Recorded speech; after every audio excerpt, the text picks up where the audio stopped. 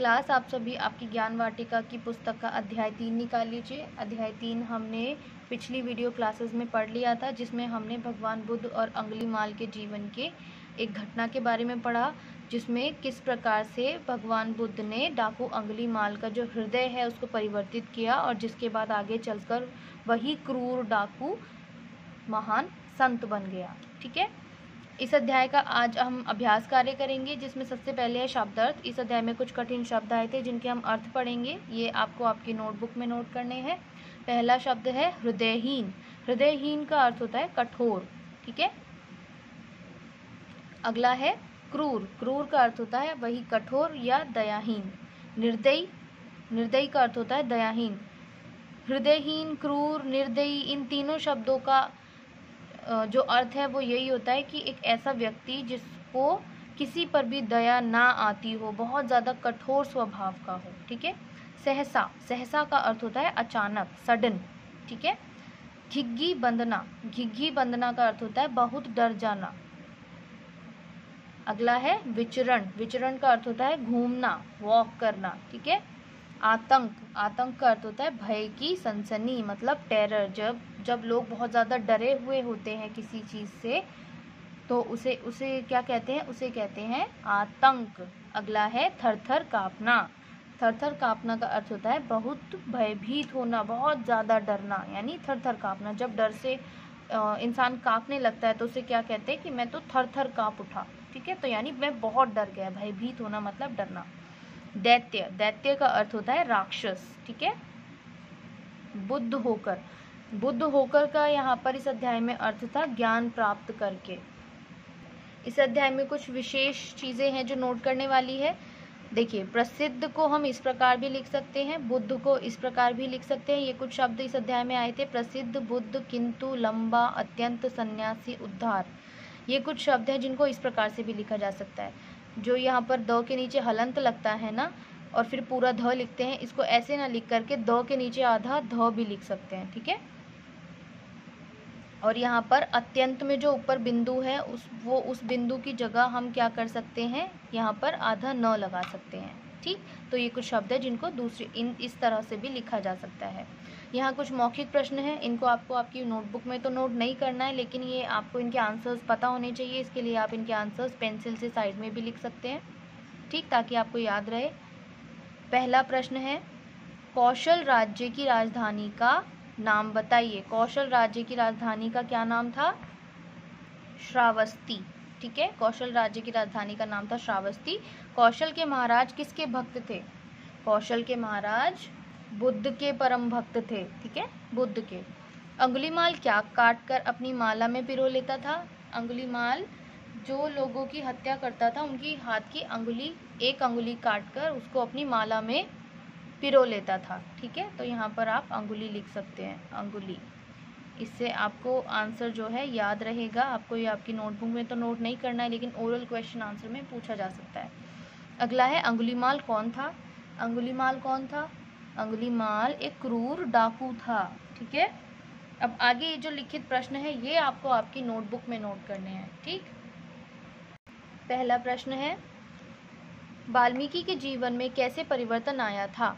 उत्तर है, ऋषियों के उपदेश और विचारों के कारण वाल्मीकि के जीवन में परिवर्तन आया था। ठीक है, दूसरा प्रश्न है, महाराज प्रसेनजित ने बुद्ध को अपनी चिंता का क्या कारण बताया?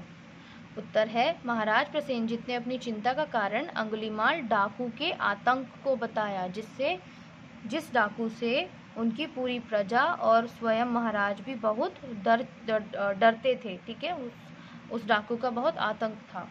तीसरा प्रश्न है, बुद्ध को लोगों ने वन में जाने से क्यों मना किया था? उत्तर है, बुद्ध को लोगों ने वन में जाने से इसलिए मना किया था क्योंकि उन्हें डर था कि कहीं डाकू अंगुलीमाल उनकी हत्या ना कर दे। ठीक है, क्योंकि वो जो डाकू था, वो जो भी जंगल में जाता था, वन में जाता था, उनकी हत्या करके उसके हाथ की एक उंगली को अपनी माला में पिरो लिया करता था। अगला प्रश्न है, अंगुलीमाल ने बुद्ध को क्या कहा? जो अंगुलीमाल था उसने बुद्ध को देखा तो क्या कहा? उत्तर है, अंगुलीमाल ने बुद्ध को कहा कि ठहर जा, कहाँ जा रहा है? प्रश्न 5 है, बुद्ध ने अंगुलीमाल से कहा मैं तो ठहर गया, तू कब ठहरेगा। इससे बुद्ध अंगुलीमाल को क्या कहना चाहते थे? ये जो बात बोली है बुद्ध ने अंगुलीमाल से कि मैं तो ठहर गया, तू कब ठहरेगा, इस बात से भगवान बुद्ध अंगुलीमाल को क्या कहना चाहते थे? उत्तर है, इस वाक्य से बुद्ध अंगुलीमाल का हृदय परिवर्तन करना चाहते थे। ठीक है। अगला और आखिरी प्रश्न है, अंगुलीमाल पर बुद्ध के व्यक्तित्व और उनके शब्दों का क्या प्रभाव पड़ा?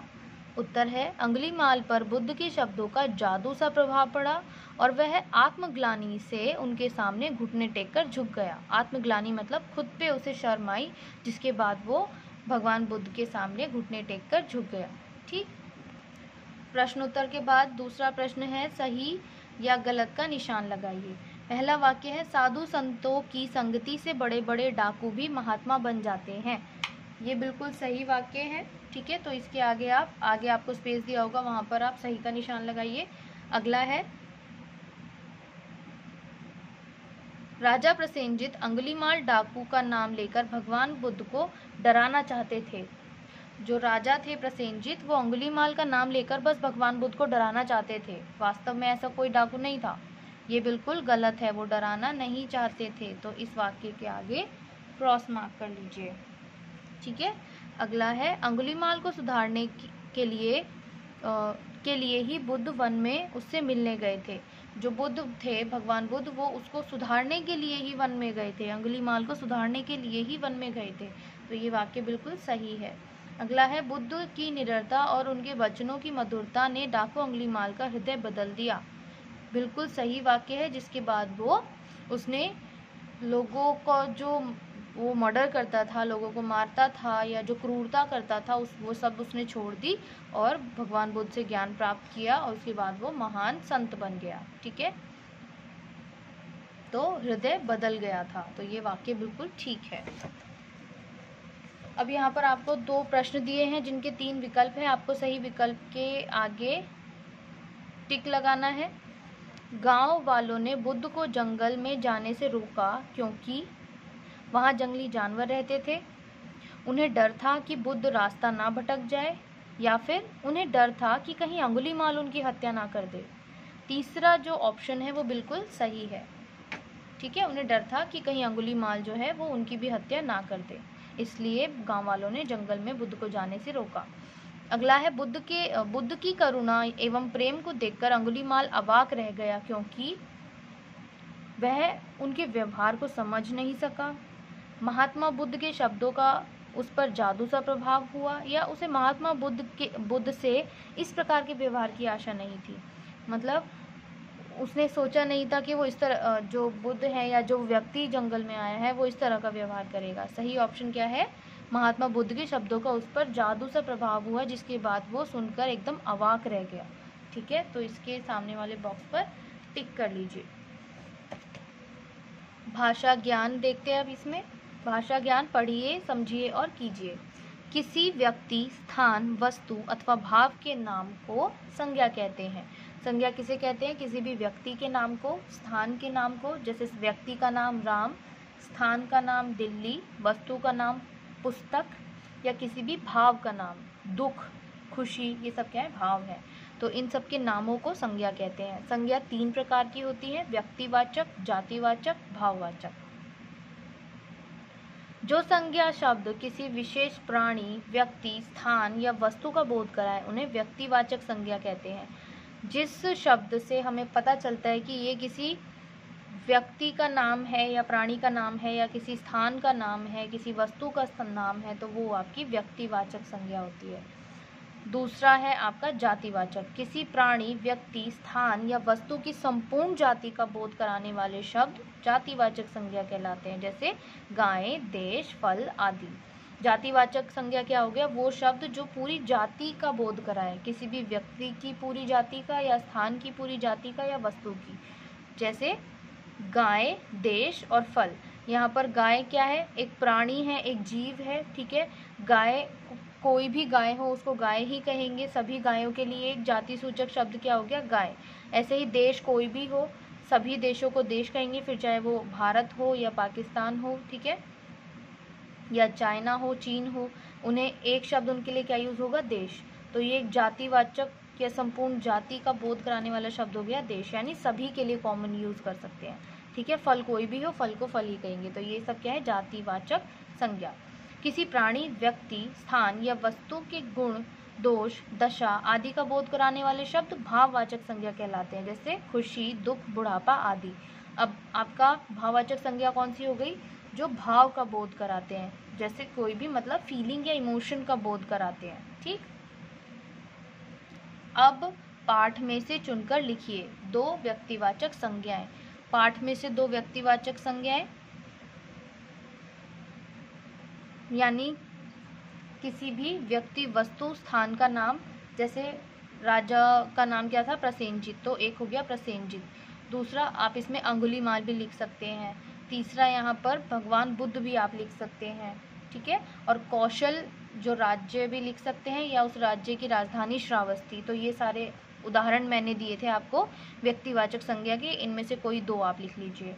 दूसरा है जातिवाचक संज्ञा। जातिवाचक में आपका आ गया डाकू, सन्यासी, साधु, महाराजा, ठीक है, जंगल, ये सब क्या है, ये आपके जातिवाचक संज्ञाएं हैं। तो कोई भी 2 आप लिख लीजिए। अगला है 2 भाववाचक संज्ञाएं। आत्मग्लानि मतलब खुद पर शर्माना, ठीक है, दुख। तो ये कुछ शब्द हैं जो इस अध्याय में आए थे, भाववाचक संज्ञाएं। जो शब्द संज्ञा की विशेषता बताते हैं वे विशेषण कहलाते हैं। अभी हमने संज्ञा तो पढ़ ली कि किसी भी व्यक्ति, वस्तु या स्थान के नाम को हम संज्ञा कहते हैं, उसके प्रकार भी पढ़ लिए। अब ये जो संज्ञा होती है, इसके बारे में हमें जो विशेषता बताते हैं शब्द, वो होते हैं विशेषण। जैसे भयंकर डाकू में डाकू शब्द क्या है, संज्ञा, जातिवाचक संज्ञा है, डाकू हमें पता है संज्ञा। भयंकर शब्द डाकू की विशेषता बता रहा है। भयंकर शब्द हमें बता रहा है कि डाकू कैसा है, भयंकर है, अतः भयंकर क्या हुआ, विशेषण। समझ आ गया, जो संज्ञा के बारे में कुछ बताते हैं शब्द, वो होते हैं विशेषण। अब इन संज्ञा शब्दों के लिए पाठ में से ढूंढकर विशेषण लिखिए। पहला है हृदय। हृदय के लिए आप विशेषण लिख सकते हैं पवित्र हृदय। ठीक है, अगला है घटना, महान घटना, पुरानी घटना। ठीक है, यानी ये जो विशेषण होते हैं वो हमें संज्ञा के बारे में बता रहे हैं कि कैसी घटना, पुरानी घटना, महान घटना। वन, वन के लिए विशेषण आप यूज कर सकते हैं घने। ठीक है, घने वन। शरीर, गठीला शरीर।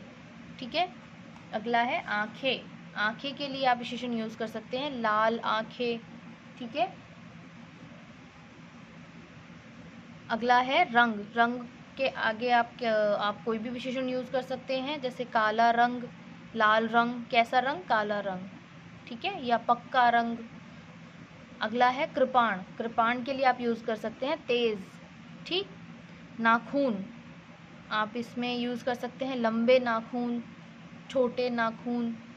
ठीक है, इन शब्दों के वचन बदलिए। एक वचन और बहुवचन आपको पता होगा। जब हम एक के लिए यूज करते हैं तो एक वचन, जब 2 या 2 से ज्यादा के लिए यूज करते हैं तो बहुवचन।